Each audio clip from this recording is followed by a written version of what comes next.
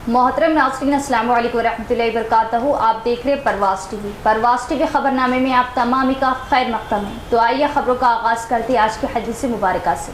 हज़रत अबू हुरैरा रज़ी अल्लाह अन्हु से रिवायत है कि नबी करीम सल्लल्लाहु अलैहि वसल्लम ने फरमाया कि तुम क़यामत के दिन अल्लाह के यहाँ उस शख्स को सबसे बदतर पाओगे जो कुछ लोगों के सामने एक रुख से आता है और दूसरों के सामने दूसरे रुख से जाता है।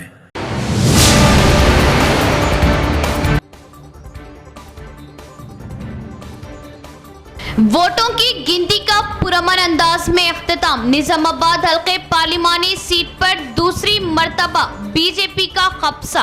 अपने हरीफ कांग्रेस उम्मीदवार को 1 लाख से ज्यादा वोटों से दी शिकस्त।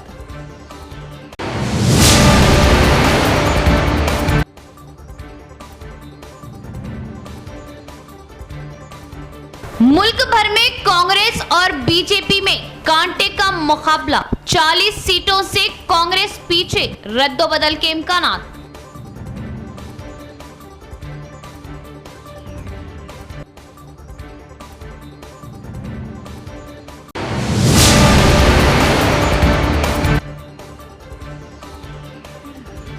MIM chief barrister Asaduddin Owaisi ने बीजेपी उम्मीदवार को 3 लाख से ज्यादा वोटों से दी शिकस्त। तो दूसरी तरफ बीआरएस का पार्लिमानी इंतखाबात में सफाया, मायूसी का मुजाहिरा।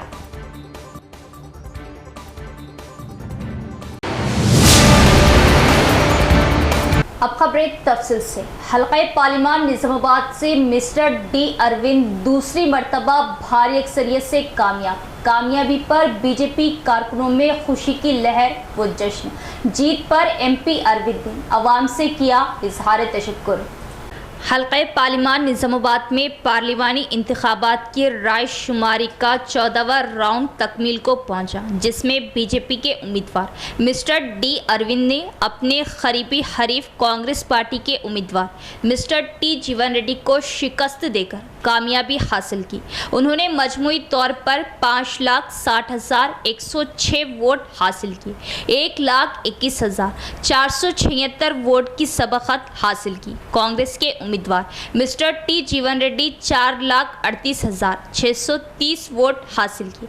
बीआरएस पार्टी के उम्मीदवार मिस्टर बाचिरेड्डी गोवर्धन ने 95,733 वोट हासिल किए। बीजेपी उम्मीदवार मिस्टर डी अरविंद की दूसरी मर्तबा हल्का पार्लिमान निजामाबाद से शानदार कामयाबी पर बीजेपी के हलकों में जश्न का समा बांध गया। ప్రత్యేక ధన్యవాదాలు ప్రతి ఒక్క భారతీయ జనతా పార్టీ ఓటర్కి। ఈ ఎలక్షన్లలో ఇది నేను భావించేది ఇది మోడీ పరివార్ విషయం। ఇక్కడ ఒక టీమ్ స్పిరిట్ తోటి ఈ ఎలక్షన్ కొట్లాడడం జరిగింది। నాకంటే ఎక్కువ ప్రతి ఒక్క మోడీ కుటుంబ సభ్యులు కష్టపడ్డారు। ఎమ్మెల్యేలు అయితేనే కానీ, ఎమ్మెల్యే అభ్యర్థులు అయితేనేమి, మండల ప్రెసిడెంట్లు కానీ, బూత్ స్థాయి నా సోదరులు కానీ, అన్ని రకాలుగా క్యాడర్ విజయంగా నేను భావిస్తా ఉన్నాను। నిజామాబాద్ పార్లమెంటు విజయం టీం మోడీ విజయం। సెంట్రల్ ఎట్లా ఉండబోతుంది సార్? 300 దాటుతున్నాయి అనుకున్న దానికంటే 40-50 స్థానాలు తక్కువగా వస్తూ ఉన్నాయి, కానీ ఇంకా ఫైనల్ టాలీస్ రావాలా। మరోసారి నరేంద్ర మోడీ గారు పెద్ద మెజార్టీతో 100 పై చెలుపుతోటి ఎన్డీఏ ప్రభుత్వం ఏర్పాటు చేస్తాం కాబట్టి ఇది దేశవ్యాప్తంగా సంతోషం। భారతీయ జనతా పార్టీ ప్రతి కార్యకర్త సెలబ్రేట్ చేసుకోవాల్సిన సమయం।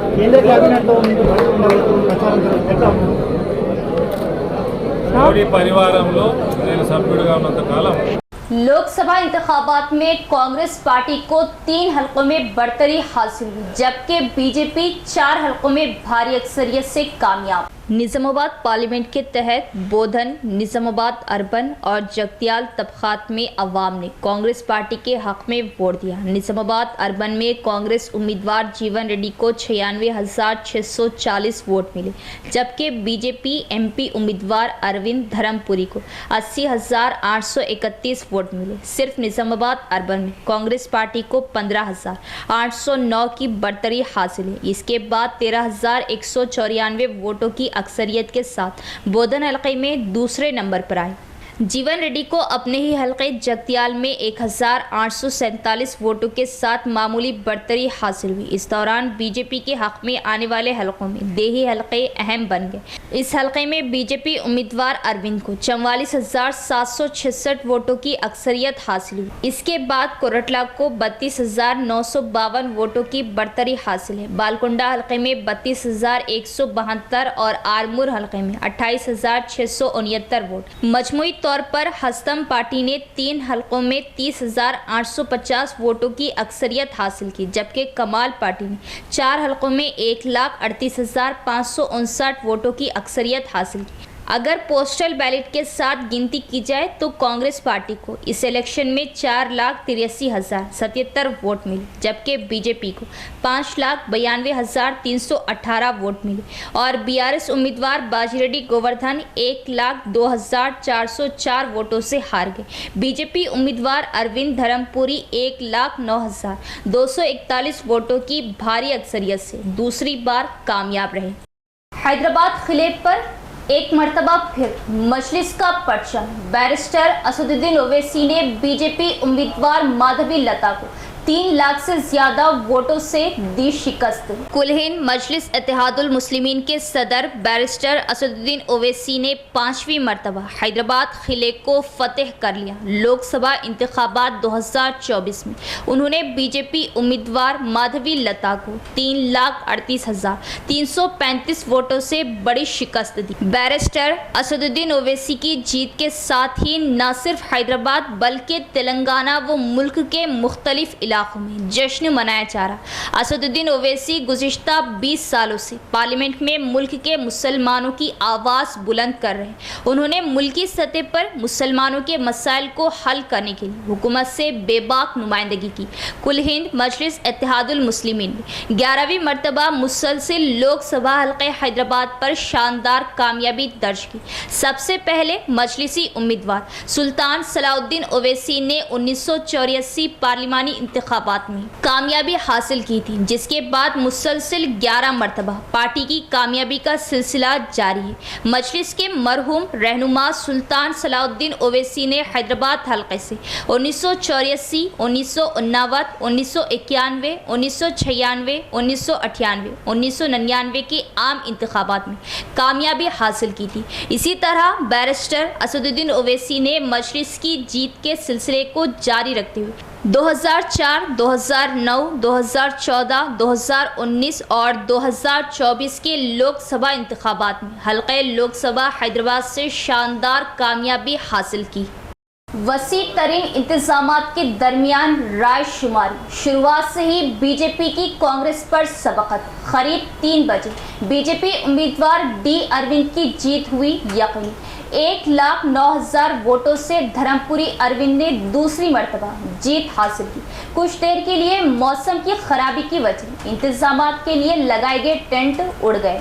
यहाँ पर सुबह 8:30 बजे से ही वोटों की गिनती का अमल शुरू हो गया था। 8 बजे से वोटों की गिनती का अमल शुरू हो गया था और अब 2 बजने तक तकरीबन 10 से 11 राउंड गिनती हो चुकी है और जो नताइज सामने आए हैं उसमें बीजेपी की जीत को यकीनी मान समझा जा रहा है। अभी भी जो बीजेपी के उम्मीदवार थे 11वें राउंड तक भी वो तकरीबन 30 से 40 हज़ार की लीडिंग में है, सबकत हासिल किए गए हैं। अभी यहाँ से कांग्रेस के उम्मीदवार टी जीवन रेड्डी वापस हो गए, जिससे ये और खबी इम्कान बढ़ गए हैं कि बीजेपी की कामयाबी यकीन। अभी कुछ औपचारिकताएं बाकी है, जो जिसको फॉर्मेलिटीज कहते हैं वो होना बाकी है। यहाँ पर कुछ और राउंड होंगे जिसमें गिनती होगी, कुछ वोट कांग्रेस के हक में जाएंगे, लेकिन ये बात यकीनी समझी जा रही है कि यहाँ पर बीजेपी की जीत हो चुकी है।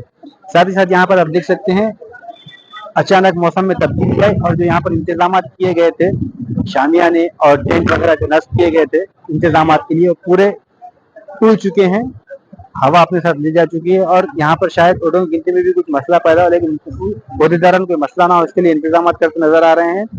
और टी.जीवन रेड्डी के वापस जाने के बाद इस बात को यकीनी समझा जा रहा है कि यहाँ पर बीजेपी की जीत यकीनी है। जहीराबाद पार्लियामेंट सीट पर कांग्रेस पार्टी ने कामयाबी हासिल की। कांग्रेस उम्मीदवार सुरेश शेट्टर ने बीजेपी उम्मीदवार बीबी पाटिल पर तकरीबन 50,000 वोटों से कामयाबी हासिल की। जहीराबाद पार्लियामेंट सीट पर कांग्रेस पार्टी ने कामयाबी हासिल की। कांग्रेस उम्मीदवार सुरेश शेट्टर ने बीजेपी उम्मीदवार बीबी पाटिल पर तकरीबन 50,000 वोटों से कामयाबी हासिल की। कांग्रेस उम्मीदवार सुरेश शेट्टर को पहले राउंड से वाज़ेह बढ़तरी हासिल है। कामारेड्डी जिले के 4 हलकों जैसे कामारेड्डी, एल्लारेड्डी, बांसवाड़ा, जुक्कल और दीगर के वोटरों ने कांग्रेस पार्टी की हिमायत की। बीजेपी रैंक एंड फाइल को आखिर तक उम्मीद थी कि उनकी पार्टी के उम्मीदवार बीबी पाटिल भारी अक्सरियत से जीत जाएंगे। जब हतमी नताइज का ऐलान हुआ तो कांग्रेस उम्मीदवार सुरेश शेट्टर ने 49,947 वोटों की अक्सरियत हासिल की। आखिरकार जैसे ही कांग्रेस की जीत यकीनी हो गई, बीजेपी उम्मीदवार बीबी पाटिल ने गिनती के मरकज से मुंह मोड़ लिया। कांग्रेस कायदी ने बांसवाड़ा कस्बे के अंबेडकर चौरास्ते पर जश्न मनाया, जब सुरेश शेट्टर ने जहीराबाद लोकसभा सीट से कामयाबी का झंडा लहराया, पटाखेबाजी की और रक्स किया, मिठाइयां तकसीम की गई और खुशी का इजहार किया। कांग्रेस लीडर एन रत्ना कुमार ने अपनी पार्टी के उम्मीदवार को कामयाब करने पर अवाम का शुक्रिया अदा किया। పార్లమెంట్ ఎన్నికల భాగంగా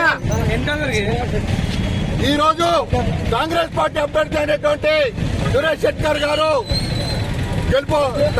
గెలిచినారు కాబట్టి ఆ శుభ సందర్భంలో మేము బాన్స్వాడ పార్టీ కాంగ్రెస్ పార్టీ తరఫున జైరాబాద్ పక్షాన ఉన్నటువంటి కాంగ్రెస్ పార్టీ కార్యకర్తలు, ప్రజలు అందరూ కూడా మరొకసారి ధన్యవాదాలు తెలుపుతున్నాం.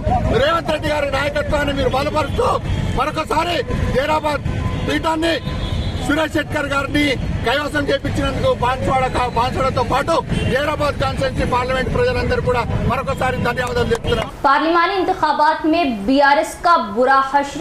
बीआरएस पार्टी को इन इंतखाबात में शदीद मायूसी हाथ लगी। बीआरएस तारीख में पहली मर्तबा पार्लियामेंट की नुमाइंदगी से महरूम। तेलंगाना में वोटों की गिनती का अमल और रियासत के आम इंतखाबात के नताइज बहुत दिलचस्प हो गए। रियासत में ज़ाफ़रानी जमात की ताकत में मज़ीद इजाफा होता दिखाई दे रहा। बीजेपी जो साबिक़ में 4 सीटों तक महदूद थी, इस बार 8 सीटों पर बढ़तरी बनाए हुई है। बीजेपी ने साबिक़ा 4 नशिस्तों को बरकरार रखते हुए मज़ीद मलकाजगिरी, महबूबनगर, मेदक और चियोला हलकों में जीत का परचम लहराने की जानिब कदम आगे बढ़ा रही। मलकाजगिरी में बीजेपी उम्मीदवार एटोला राजेंद्र भारी अक्सरियत की तरफ बढ़ रहे। कांग्रेस भी 8 हलकों में शानदार मुजाहरा कर रही, लेकिन रियासत में 10 साल तक हुक्मरानी करने वाली बीआरएस पार्टी को इन इंतखाबात में शदीद मायूसी हाथ लगी। पार्टी ने अभी तक खाता नहीं खोला और एक भी हल्के में पार्टी का कोई उम्मीदवार सबकत हासिल नहीं कर सका। बीआरएस सरबराह वो साबिक़ चीफ मिनिस्टर केसीआर का मजबूत गढ़ माने जाने वाले मेदक हल्के में भी बीजेपी उम्मीदवार सबकत बनाए हुए हैं। वो 30,000 की अक्सरियत से आगे चल रहे हैं। अगर लम्हे आखिर तक यही रुझान बरकरार रहा तो बीआरएस तारीख में पहली मर्तबा पार्लियामेंट की नुमाइंदगी से महरूम हो जाएंगी। निजामाबाद लोकसभा सीट एक बार फिर बीजेपी के हक में। कांग्रेस और बीजेपी में बीजेपी डी अरविंद ने एक बार फिर भारी अक्सरियत से कामयाबी हासिल की। गुज़िश्ता माह की 13 तारीख को पार्लियामेंट के इंतखाबात मुकम्मल हुए तो हुकाम ने डिशपली के सीएमसी कॉलेज में सख्त सिक्योरिटी के दरमियान ईवीएम को स्ट्रांग रूम्स में रखा। लेकिन जब मंगल को वोटों की गिनती जारी थी, बीजेपी उम्मीदवार अरविंद धर्मपुरी शुरू से आगे थे। ओहदेदारों ने 15 राउंड में वोटों की गिनती की, जबकि 7 असम्बली हल्के जगतियाल और बोधन हल्कों के वोटरों ने कांग्रेस पार्टी के हक में वोट दिया। कांग्रेस उम्मीदवार जीवन रेड्डी ने अपने ही हल्के जगतियाल में कम अक्सरियत हासिल की, लेकिन बोधन हल्के में साबिका वजीर और मौजूदा एमएलए सुदर्शन रेड्डी का सियासत का निशान नजर आया। इस हल्के में बीआरएस पार्टी नाकाम हुई। इंतखाबात के नताइज में बोधन तबके में कांग्रेस पार्टी का गलबा बरकरार रहा। बाकी 5 हल्के बीजेपी के हक में गए। ताहम शहरी हल्के में बीजेपी लीडरान तवक्के के मुताबिक अक्सरियत हासिल नहीं कर सके। ज़्यादातर देही हल्कों ने बीजेपी की हिमायत जाहिर की। इसके बाद उन्हें बालकुंडा और आरमूर के ओहदों पर तरक्की मिली। गिनती के 15 राउंड के बाद हतमी नताइज दर्जे झैल हैं। बीजेपी उम्मीदवार अरविंद धर्मपुरी ने 1,07,743 की अक्सरियत हासिल की।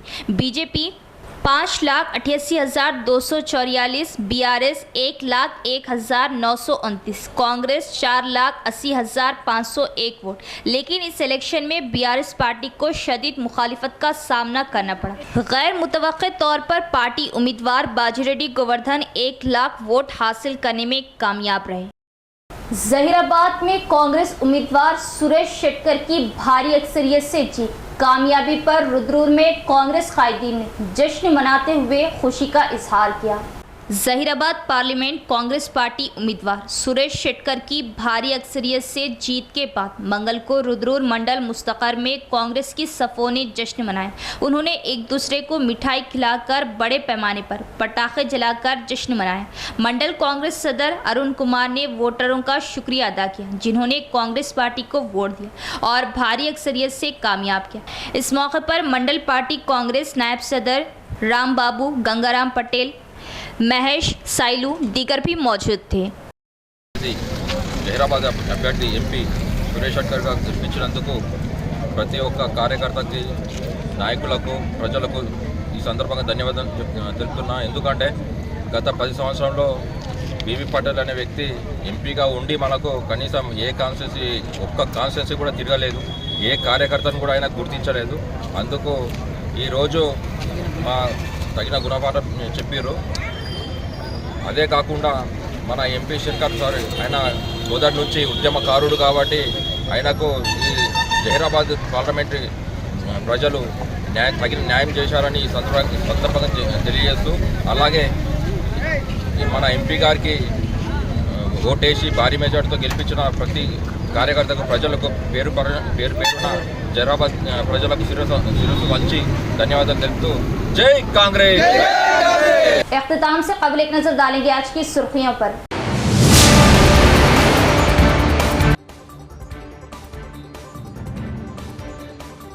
वोटों की गिनती का पुरअमन अंदाज में इख्तिताम। निजामाबाद हल्के पार्लिमानी सीट पर दूसरी मर्तबा बीजेपी का कब्जा। अपने हरीफ कांग्रेस उम्मीदवार को 1 लाख से ज्यादा वोटों से दी शिकस्त।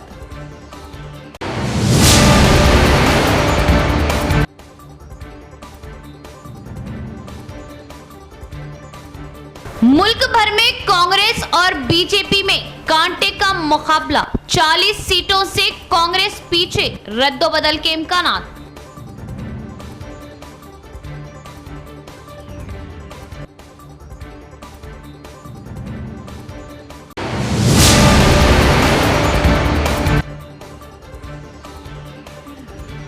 MIM chief barrister Asaduddin Owaisi ने बीजेपी उम्मीदवार को 3 लाख से ज्यादा वोटों से दी शिकस्त। तो दूसरी तरफ बीआरएस का पार्लिमानी इंतखाबात में सफाया, मायूसी का मुजाहिरा।